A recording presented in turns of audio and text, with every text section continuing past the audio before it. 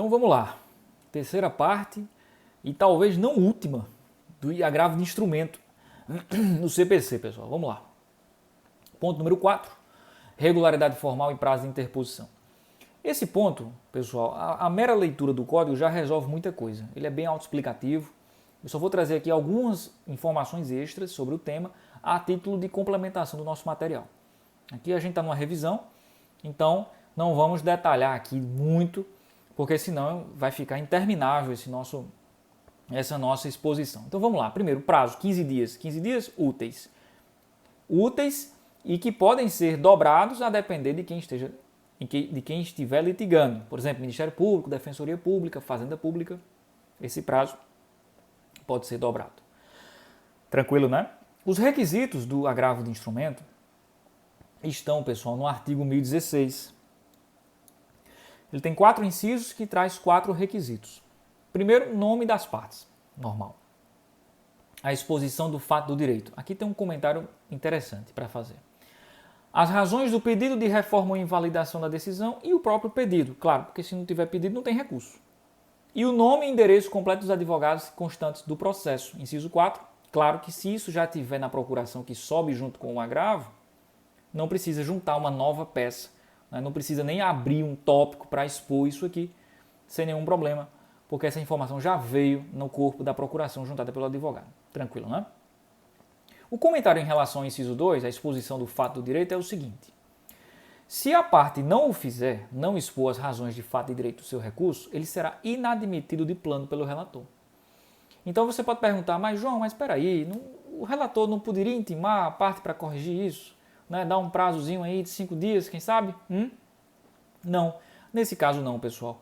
Nesse caso, não havendo as razões de fato e de direito expostas corretamente pela parte agravante, o relator não dará essa chance para ele corrigir. É diferente do caso em que o relator percebe que o agravante não juntou uma peça essencial. Aí sim vai oportunizar para que a parte corrija. Mas aqui não. Nesse inciso 2, a exposição do fato do direito, se a parte vacilar, seu recurso será sumariamente inadmitido. Beleza? Evidentemente, pessoal, que quando nós tratamos de peças que devem acompanhar o agravo, nós estamos falando de agravo no meio físico. Porque nos autos eletrônicos é muito fácil, já está tudo lá. Né? Por exemplo, no sistema PJE, por exemplo, ou qualquer outro sistema eletrônico. Tudo o que foi decidido, todos os documentos que já foram juntados ao processo, tudo o que é necessário ao julgamento do agravo, já está no processo. Então o tribunal tem acesso àquilo ali tranquilamente. Não tem nenhum problema. Agora, quando ainda estamos diante de agravo de processo que corre fisicamente, aí sim é que o código faz exigências de juntada de peças especiais. Ok? Então é por isso que a gente, com isso em mente, segue para o artigo 1017 do CPC, sabendo que quando trata de processos físicos, já está fadado aí a sua morte, né? Porque já não vai existir mais processo físico no Brasil, se Deus quiser. Então vamos lá. Então algumas perguntas. É correto dizer que sempre será necessário que o agravante junte a comprovação da intimação da decisão recorrida? A resposta é não, pessoal. Nem sempre é necessário. Porque essa intimação, essa comprovação da intimação da decisão recorrida é necessário para quê? Para que o tribunal perceba, veja, se o agravante cumpriu o prazo de 15 dias ou não. Ou seja, se o recurso é tempestivo ou não. Mas se o tribunal pode verificar a tempestividade do recurso de outra forma, se for óbvio ao tribunal que o recurso é tempestivo ou intempestivo, esse documento é desnecessário. O tribunal já analisa a questão quanto à tempestividade de plano sem maior problema. Tranquilo? Nesse sentido, a STJ RESP, anote aí, 1.628.773 de Goiás. Ok? Outra pergunta. Se o agravante for pessoa jurídica, é necessário que ele junte também no seu agravo de instrumento o contrato social? A resposta é não, segundo o STJ. Para ele, essa não é uma peça essencial, caso a parte agravante seja uma pessoa jurídica. Isso está no RESP 1.344.581 do Rio de Janeiro. Okay? Lembrando, essas cópias das peças que sobem com um agravo, não precisam ser autenticadas, bastando apenas a palavra do advogado de que são verdadeiras nos termos do 485, inciso, perdão, 425, inciso 4 do CPC, ok? Então, vamos lá. Quanto aos modos de interposição do agravo, a gente pode pular para o 1017, parágrafo 2º do CPC. Ele diz que, no prazo do recurso, o agravo será interposto por protocolo realizado diretamente no tribunal, é o mais simples, né? Protocolo realizado na própria comarca, seção ou subseção judiciárias, porque às vezes o processo está correndo físico. Lá numa comarca, sei lá, 400 km de distância da capital onde está o tribunal. Você vai obrigar o advogado a se deslocar 400 km para interpor esse agravo? Não, né? Aqui existe a figura do protocolo descentralizado, então o advogado pode se deslocar ao protocolo da própria comarca que remeterá os autos para o tribunal. E aí o advogado fica tranquilo em relação à tempestividade. Mais uma vez, o processo eletrônico resolve tudo isso facilmente. Também o agravo pode ser feito por postagem, com AR, transmissão de dados tipo facsímile, o famoso fax. Não sei nem se alguém usa isso ainda hoje, mas bom, se usar está aí. É claro que nesse caso ele deverá juntar as peças originais em um momento posterior, claro, ou outra forma prevista em lei. Mais uma vez, né, pessoal, todo esse artigo aqui, o 1017, seus parágrafos, no que diz respeito a processo físico, está fadado aí a morrer, porque já isso não vai mais existir. Beleza. O 1018, pessoal, ele traz um dever, e mais uma vez, para os processos que correm fisicamente, ele traz um dever para o agravante. Qual é o dever? Ele tem que comunicar lá no juízo de primeiro grau que houve esse agravo. Tanto para o juiz tomar conhecimento, quanto para o agravado também tomar conhecimento. Se o agravado não tomar conhecimento pelo agravante do agravo de instrumento e se sentir prejudicado, deverá alertar o tribunal que ele não foi avisado e que teve um prejuízo com isso. E aí sim o tribunal analisará o caso, se dá para sanar, se não dá, mas cabe à parte prejudicada provocar o tribunal. O tribunal de ofício não vai analisar essa questão, certo? Essa questão do 1018, esse dever do agravante. O tribunal não analisa de ofício, ok? Caberá ao prejudicado provocar o tribunal. É claro que essa exigência só cabe para o processo físico, né? Processo eletrônico, tranquilo, porque nos autos eletrônicos as partes têm noção do que está acontecendo a todo tempo, então não tem problema. Então, ponto número 5, procedimento do agravo de instrumento. Pessoal, esse roteiro do procedimento de agravo de instrumento está basicamente no artigo 1019 do CPC. Então a leitura dele é bastante elucidativa nesse sentido. A título de complementação, a gente vai só bater um papo aqui. Como é que funciona mais ou menos o agravo, de maneira geral? O relator recebe o agravo e analisa se há um pedido de tutela de urgência recursal. Se houver, ele decide, concedendo ou não a tutela de urgência recursal. Depois, ele intima o agravado para falar em 15 dias. E o Ministério Público, caso esteja diante de um caso em que a presença do Ministério Público seja obrigatória. Falou o agravado, falou o MP, manda para o colegiado de 3 julgadores, que irão analisar o recurso de agravo de instrumento. Basicamente, esse é o procedimento. O relator, para negar o recurso ou para inadmitir o recurso, de plano, ele não precisa nem chamar o agravado. Claro, né? Qual seria o prejuízo para o agravado nesse caso? Nenhum. Então não precisa chamá-lo. No entanto, cuidado, o relator não pode dar provimento ao recurso sem abrir o contraditório antes. Mas cuidado com outra informação.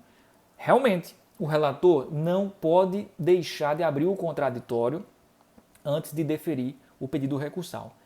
Mas o relator pode deixar de mandar o processo para o colegiado, em alguns casos sim.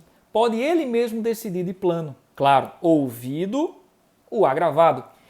Quando estiver diante, por exemplo, de um caso que já haja súmula vinculante ou precedente obrigatório.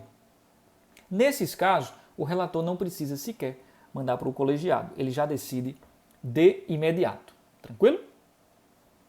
Então, ponto número 6. Efeito devolutivo do agravo de instrumento sob o prisma da profundidade.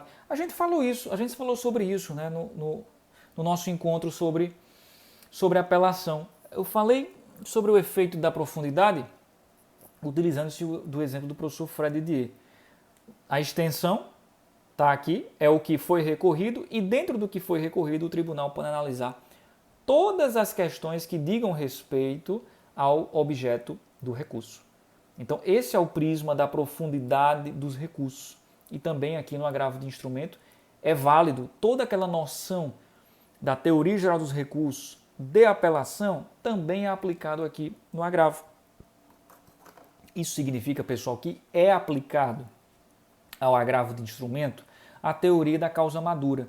Se o relator já verifica que pode julgar de plano a questão, assim já pode fazê-lo tranquilamente. Nesse sentido, pessoal, pela possibilidade de aplicação do parágrafo 3º do 1003 do CPC, o STJ se manifestou positivamente no RESP 1.215.368 do Espírito Santo. Ok? Então aplica-se a teoria da causa madura também ao agravo de instrumento. Ponto número 7. Superveniência da sentença na pendência do julgamento de agravo de instrumento. Esse é o problema do ponto 7. Então a situação aqui basicamente é a seguinte. Aqui está o processo. Decisão interlocutória agravável, a parte recorre. O tribunal está lá analisando o agravo de instrumento. Está demorando um pouco, porque o tribunal está com muitos processos, não conseguiu colocar em pauta ainda lá na turma, na Câmara. Então, o que aconteceu? O juiz aqui embaixo, né, aqui no primeiro grau, correu com o processo, julgou, sentenciou. O que acontece com esse agravo? Ele perde o objeto? Essa é a pergunta aqui do ponto 7. E a resposta é depende. Nem sempre. A resposta é nem sempre. Às vezes sim. Às vezes a sentença esgota o que foi decidido na decisão interlocutória.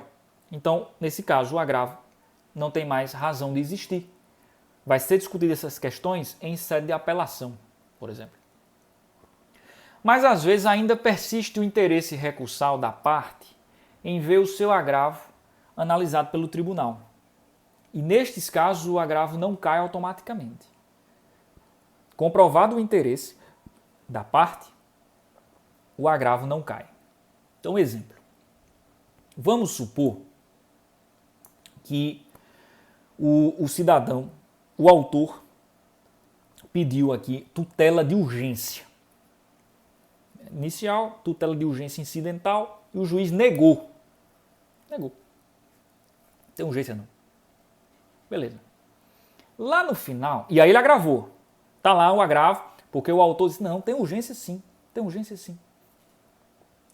E aí o juiz sentenciou e disse, autor, você tem razão, procedente o seu pedido. Se ligou? O réu não gostou dessa sentença, que deu razão ao autor. Apelou. Essa apelação, em regra, tem efeito suspensivo, não tem? Ou seja, impede a execução provisória pelo autor. Mas calma. Porque o autor, ele tinha agravado para o tribunal. E disse, tribunal, o juiz errou. Tinha urgência no meu caso. Então, ele tem interesse que o tribunal reveja a decisão interlocutória do juiz para dizer que realmente tinha urgência. Se tiver urgência e o juiz confirmou em sentença a tutela antecipada, a tutela de urgência,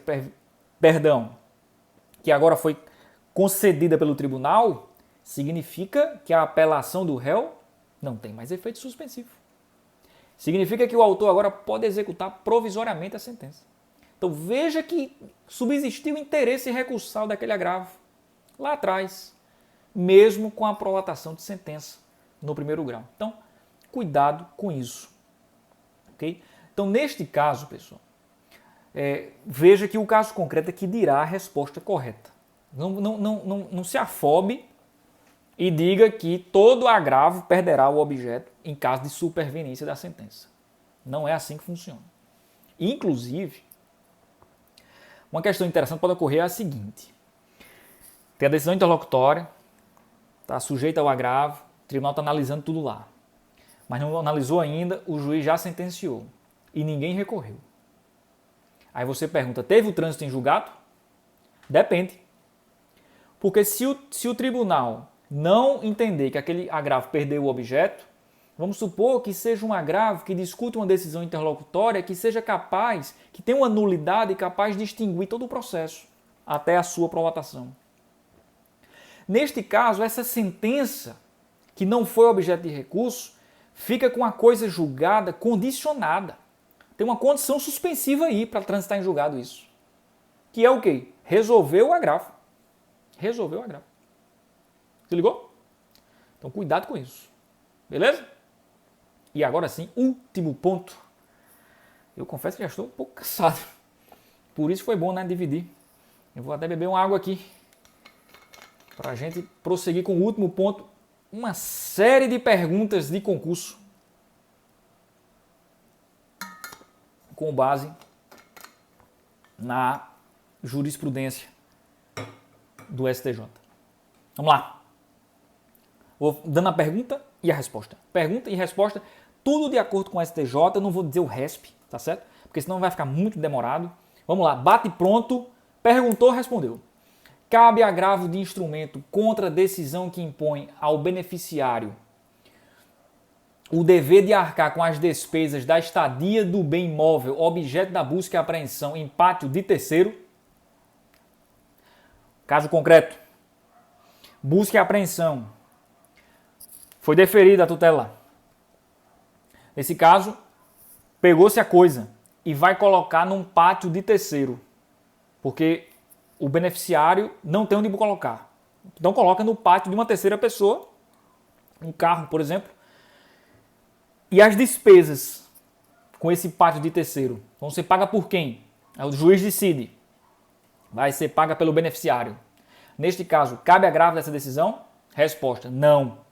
Pois, segundo o STJ, essa decisão não versa direta nem indiretamente sobre a tutela provisória concedida, mas sim trata apenas dos aspectos externos à sua executoriedade. Okay? Então veja que esse versar sobre tutela provisória tem que ser direto ou indiretamente, mas se for assim só por fora, como é o caso agora, ele já deferiu a tutela, ele está só tratando de um aspecto anexo, né? E fora, externo, para dizer quem vai pagar com essa estadia deste bem imóvel. É uma coisa que tem nada a ver, de fato, com a tutela provisória já analisada. Então não cabe agravo. Ok? Foi um caso concreto analisado pelo STJ. Cabe agravo de instrumento contra a decisão que majora multa fixada em caso de descumprimento de tutela provisória concedida anteriormente? Então, vamos lá, obrigação de fazer.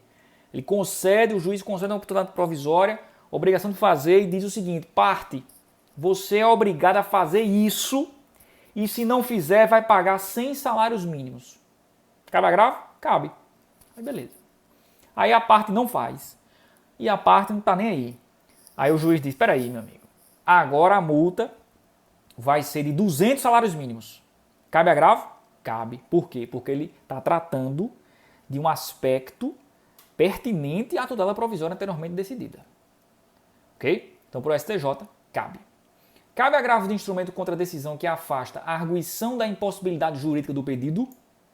Então, a parte ré diz, espera aí, esse pedido do autor é impossível, juiz. E o juiz diz, não, não é impossível, não. É possível. Vou prosseguir com o processo. Cabe agravo? Cabe. Por quê? Para o STJ, essa decisão versa sobre o mérito da demanda. Por quê? A possibilidade jurídica do pedido não é mais condição da ação. É questão de mérito. Se o juiz diz que o pedido é possível, ele versou sobre o mérito. Se ligou? Ele não decidiu o mérito. Ele versou sobre. Cabe agravo. Segundo o STJ. Vamos lá. Cabe agravo de instrumento contra a decisão que estabelece a legislação aplicável ao caso. Vamos supor, o juiz decide, de forma interlocutória, que é aplicável o CDC ao caso concreto. É agravável? Não. Agora, cuidado.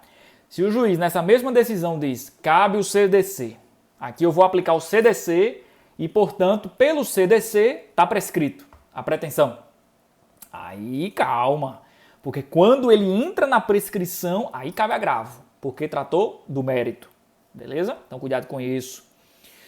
Cabe agravo de instrumento contra a decisão que indefere pedido de julgamento antecipado de mérito?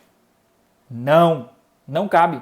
Se o juiz não decidiu antecipadamente o mérito, significa o quê? Que precisa de dilação probatória. Ele apenas impulsiona o feito. Não há conteúdo decisório neste caso. Portanto, não cabe agravo de instrumento. Cabe agravo de instrumento contra a decisão que fixa a data da separação de fato do casal para efeitos de partilha de bens? Sim, claro. Se o casal está se divorciando. Horrível, né? Aqui agora na pandemia eu vi que cresceu bastante aí essa demanda, infelizmente. É bom. E aí vamos partilhar os bens. Sim, mas vamos partilhar a partir de quando? Desde quando? Quando é que começou aqui? Ou então vai até quando essa partilha? Quando é que teve a separação de fato mesmo? Tudo isso é questão de mérito. Se o juiz decide esta parte de forma interlocutória para depois tratar da divisão mesmo dos bens, já é parte do mérito. Cabe agravo. Cabe agravo de instrumento contra a decisão que não suspende o feito por entender que não há prejudicialidade externa. Não cabe agravo, pessoal. O que é a prejudicialidade externa? A parte de juiz, suspenda o feito aí, por favor, porque está correndo aqui outro processo que tem a ver com esse. E o senhor pode ter uma decisão conflitante com aquele processo que está correndo aqui externa. Por isso é uma prejudicialidade externa. Um processo externo pode influenciar no julgamento do outro. Aí o juiz disse, não, negativo, meu amigo, eu vou seguir o barco, eu vou tocar o barco aqui que eu não estou vendo prejudicialidade nenhuma. Cabe agravo dessa decisão? Não. Segundo a STJ, não. Após a sentença, houve a intimação das partes sobre a sentença. Ok? E aí a parte alega nulidade desta intimação da sentença. Cabe agravo? Sim. Cabe agravo. Por quê? Porque esta nulidade, essa decisão que mandou intimar, essa intimação, na verdade, que tem uma nulidade, ocorreu depois da sentença.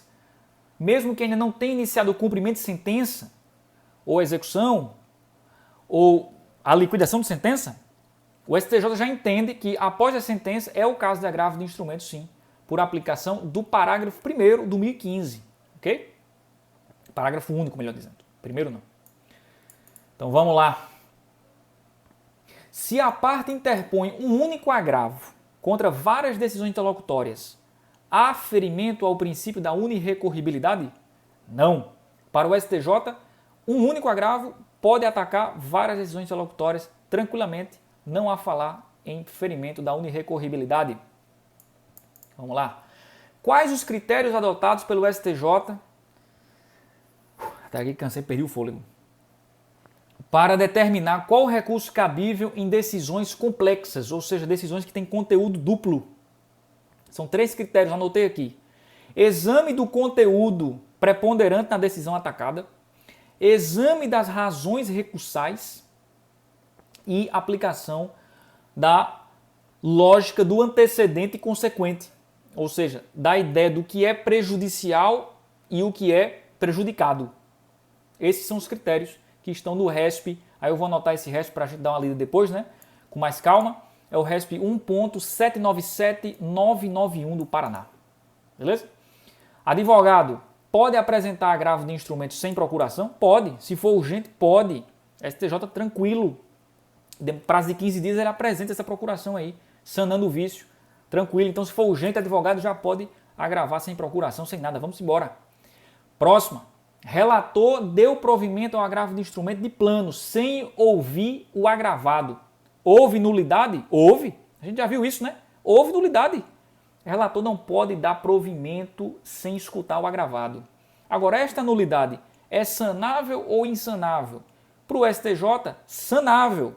Por quê? Porque o contraditório pode ser renovado ao longo do processo. Então, pode ser sanado sem maiores problemas.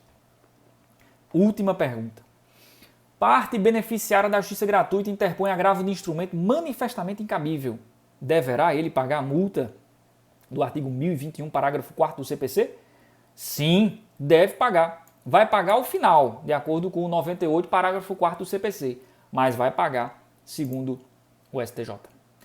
Beleza? Gente, eram essas as informações. Espero que tenham gostado aí. Foi coisa com força, hein? Foi coisa com força. Mas, enfim, é uma revisão. esgotei a matéria? Claro que não. Agravo, meu amigo, é coisa demais, é muita coisa. Mas aí serviu para a gente, pelo menos, revisar a matéria, né? Eu acho que sim. Qualquer dúvida, escreva aí nos comentários, eu respondo se eu puder. E qualquer acréscimo, eu gosto demais quando o pessoal vem com informação nova.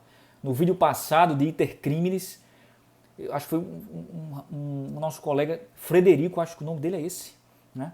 Ele veio com informação nova, uma informação curiosíssima. Eu já coloquei lá em destaque pra gente aí trocar essas figurinhas. Beleza? Gente, forte abraço. Fiquem com Deus, muita saúde, né? E é isso, nos vemos no próximo. Um abraço. Tchau.